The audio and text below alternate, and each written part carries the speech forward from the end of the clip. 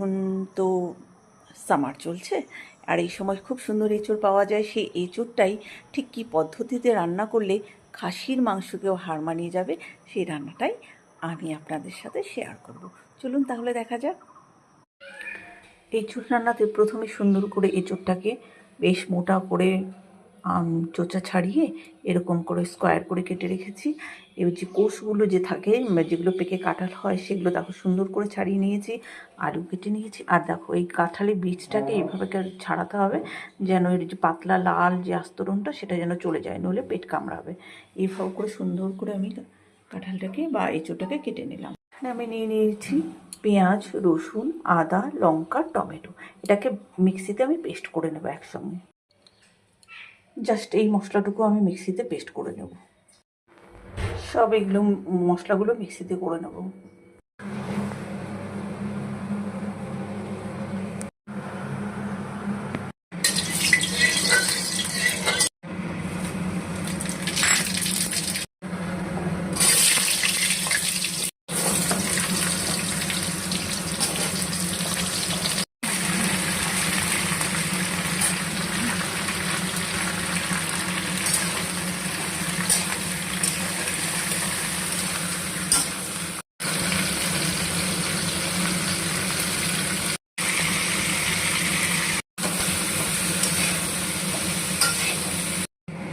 দিয়ে দিয়েছি জিরে লঙ্কা বাটা।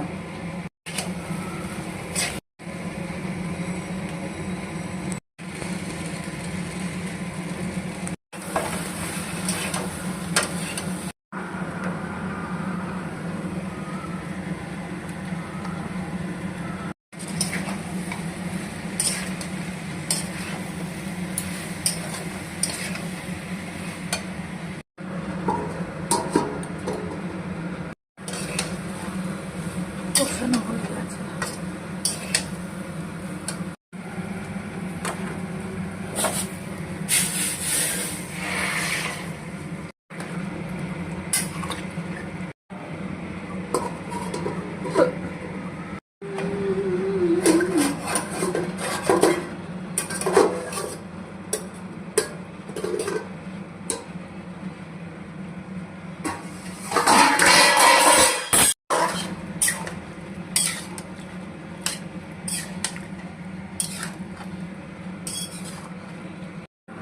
গরম মশলা গুঁড়ো,